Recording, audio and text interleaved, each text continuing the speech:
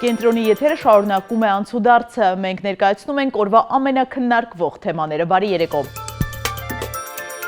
Նիկոլ Փաշինյանը դեռ արձակուրդում է, այսօրվա կառավարության նիստը վարել է փոխվարչապետը, կադաստրի կոմիտեի ղեկավարն է մանրամասներ հայտնել անշարժ գույքի շուկայի նորամուծություններից, այսուհետ նորակառույցներում հնարավոր կլինի տուն գնել հեռահար։ Էլեկտրոնային համակարգում կադաստրի կոմիտեի կինտեգրվի այս ձևանմուշը եւ թույլ կտա, որպիսի հիպոթեկային վարկի արկայության պարագայում հեռահար, գնորդը, վաճառողը եւ բանկը էլեկտրոնային համակարգի մեջ կնքեն վավերացնեն այն պայմանագիրը, որը հիմք կդառնա իրավունքի պետական գրանցման համար եւ սեփականատիրոջից, այսինքն կառուցապատողից սեփականության իրավունքը կփոխանցի հիպոթեկային վարկավորմամբ ձեռք բերողին, ով որ կարող է այս պայմանագիրը վավերացնել թե Հայաստանում, թե Հայաստանի սահմաններից դուրս։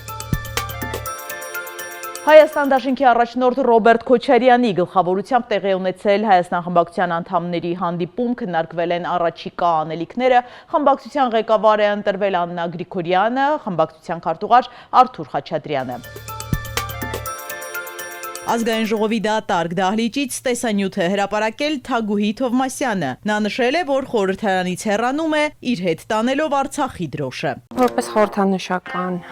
սիմվոլ, ես ինձ հետ ազգային ժողովից կտանեմ մեր դրոշը, որ մենք թողել էինք այստեղ, քանի որ ցավոք սրտի Արցախից մնաց միայն դրոշը մեզ։ Իմ գործունեությունը ժամանակավոր դադար է, կարելի ասել, որովհետև ինձ Աստված ուղղորդել է այլ առաքելությամբ զբաղվել այս պահին։ Ես Աստծո կամոք սպասում եմ իմ երրորդ բալիկի Գալստյանը, երբ որ ծնվի իմ բալիկը, դրանից հետո ես կշարունակեմ իմ քաղաքական եւ հասարակական ակտիվությունը եւ մարդու իրավունքները։ Հակակոռուպցիոն պայքարը ու հայրենիքի համար իմ պայքարի յուրաքանչյուր րոպեն չեն դադարելու գոյություն ունենալ իմ կյանքում։ Ես ուղղակի կխնդրեմ իմ բոլոր գործընկերներին, ովքեր նոր են ընտրվել, այս ամբիոնից վիրավորական խոսքեր չհնչեցնեն միմյանց հասցեին։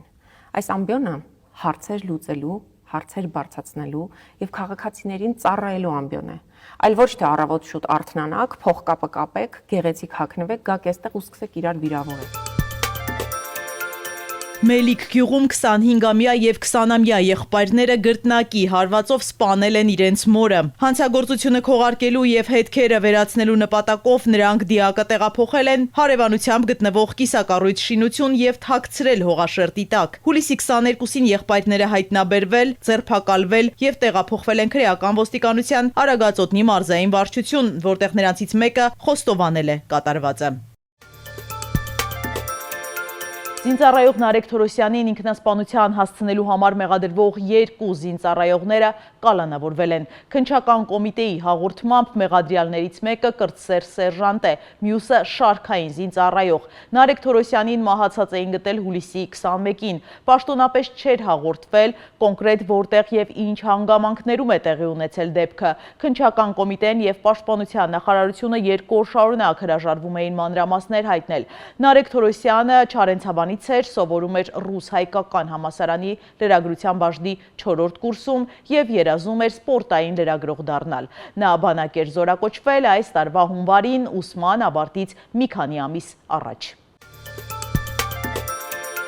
Արտակարգ եւ արյունալի միջադեպ է տեղի ունեցել Արմավիրի մարզում, գիշերային վիճաբանությունն ավարտվել է դանակահարությամբ, ինչի հետևանքով 41-ամյա տղամարդը բազմաթիվ վերքերով տեղափոխվել է հիվանդանոց։ Արմավիր քաղաքի Երևանյան փողոցի թիվ 20 հասցեում դեռևս չպարզված հանգամանքներում վիճաբանություն է սկսվել Անդրանիկ Մ-ի եւ մի անհայտ քաղաքացու միջև։ Բախումն արագ վերածվել է հաշվեհարդարի, տղամարդը հանել է իր մոտ եղած կտրող ծակող գործիքը եւ հարվածել Անդրանիկ Մ-ի մարմնի տարբեր հատվածներին։ Դեպքից ընդամենը 20 րոպե անց տուժածը մարմնի տարբեր հատվածների կտրած ծակած վերքեր ախտորոշմամբ դիմել է բուժօգնության։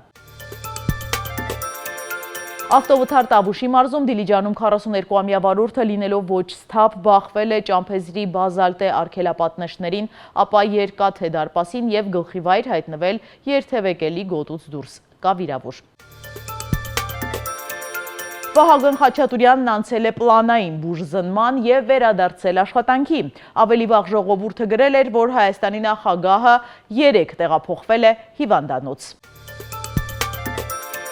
Մի ուշագրավ պատմություն, որն ակտիվորեն տարածվում է համացանցում, Երևանի Անուշավան Տեր Ղևոնդյանի անվան երաժշտական դպրոցի տնօրենի պաշտոնակատարը ցուցահանդես մրցույթի ժամանակ հրահանգել է տաղավարից անհապաղ հեռացնել Արցախի հանրահայտ «Մենք ենք մեր սարերը» բոլորիս քաջ հայտնի Տատիկ Պապիկ հուշարձանի լուսանկարը։ Դպրոցի ղեկավարն այս պատկերի առարկությունը որակել է ոչ ավել, ոչ պակաս հակապետական քայլ։ Ցավալին այն է, որ այդ ստեղծագործական աշխատանքի հեղինակը ընդամենը 11-ամյա Եվան է։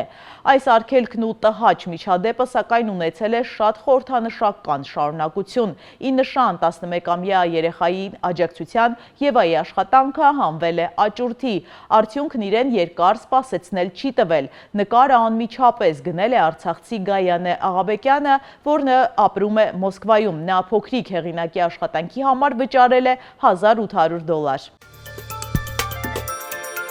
Նիկարագուայի պատգամավորները պատրաստվում են կողմ քվեարկել երկրում այլևս ընտրություններ չանցկացնելու նախագահ Դանիել Օրտեգայի հրահանգին։ Ըստ իրավապաշտպանների նախագահը ձգտում է երկարաձգել իր գրեթե 20-ամյա կառավարումը եւ զրկել ընդդիմությանը իշխանության հասնելու որևէ հնարավորությունից։ Օրտեգայի ղեկավարման տարիներին երկրում լայնածավալ ճնշումներ են եղել այլախոհների դեմ։ Իշխանությունն ազատազրկել է բազմաթիվ ընդդիմադիր գործիչների, հոգևոր առաջնորդների և փակել քաղաքացիական հասարակության կազմակերպությունները։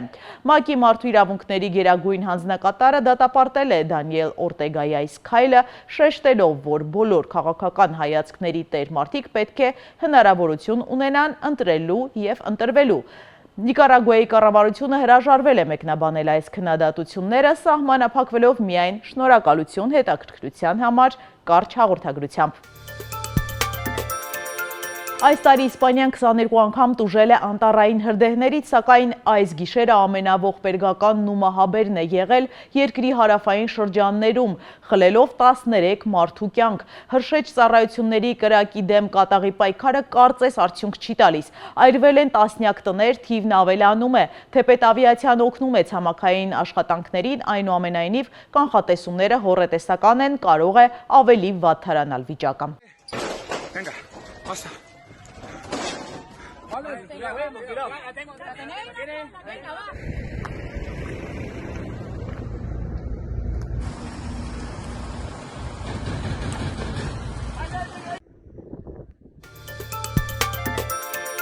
Թուրքիայի ֆինանսական մայրաքաղաքն էլ փոթորիկի տիրույթում է, Ստամբուլում ուժեղ քամիների պատճառով օդանավերը չեն կարողանում վայրէջք կատարել օդանավակայաններում։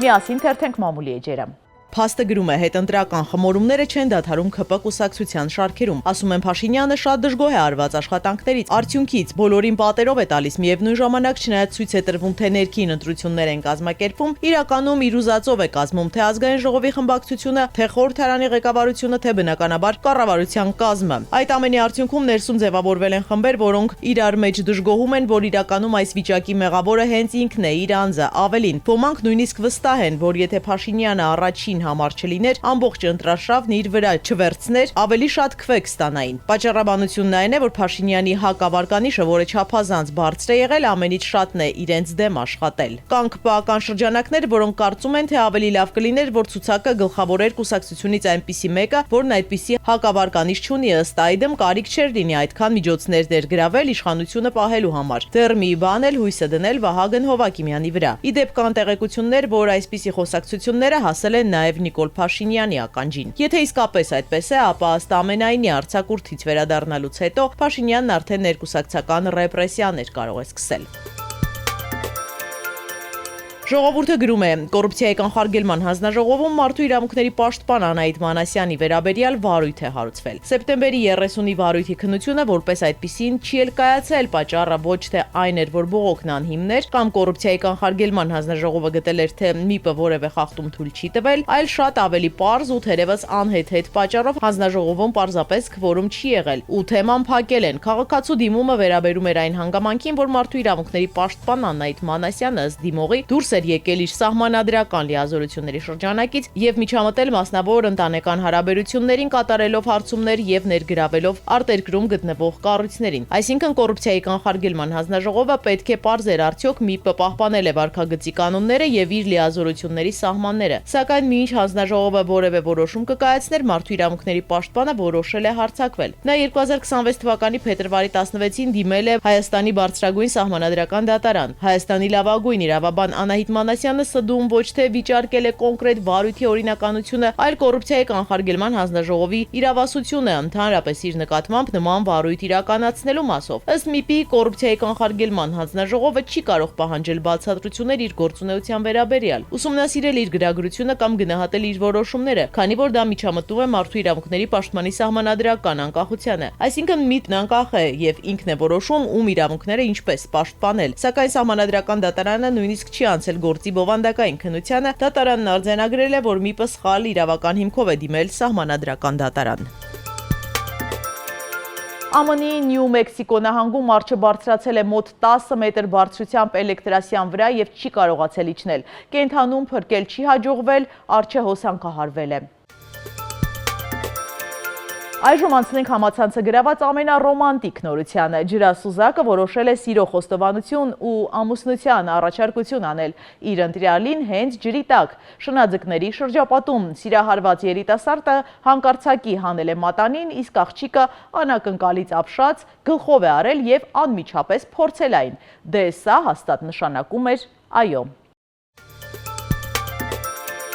Չինաստանում կանայք զանգվածաբար մեծ գումարներ են վճարում այսպես կոչված հարաբերությունների քոուչներին, որոնք խոստանում են օգնել վերադարձնել նախկին զուգընկերներին, սակայն շատ հաճախ նրանց հաճախորդները մնում են եւ առանց գումարի, եւ առանց հաշտության հույսի։ Վան ազգանունով ներկայացած Միկին պատմել է, որ բաժանումից հետո 1 ամիս տևող շուրջօրյա խորհրդատվության համար վճարել է $500։ Մասնագետները նրան համոզել են, որ հարաբերությունները չեն ավարտվել զգացմունքների բացակայության պատճառով, այլ իր անվստահության հետևանքով։ Դասընթացի ծրագիրը ներառել է առաջին 3 շաբաթների ընթացքում նախկինի հետ շփման լիակատար արգելք, արտաքինի փոփոխություն, սոցիալական ցանցերում ճիշտ լուսանկարների հրապարակում, ինչպես նաև հատուկ զրույցների թեմաների ուսուցում, որոնք պետք է կրկին հետաքրքրեին տղամարդուն։ Քոուչը վստահեցրել է, որ բոլոր խորհուրդները ճշգրիտ կատարելու դեպքում հաջողության հավանականությունը հասնում է 90%-ի, սակայն փորձը անհաջող է ավարտվել նախկին երիտասարդը պարզապես արգելափակել է աղջկան մեսենջերում։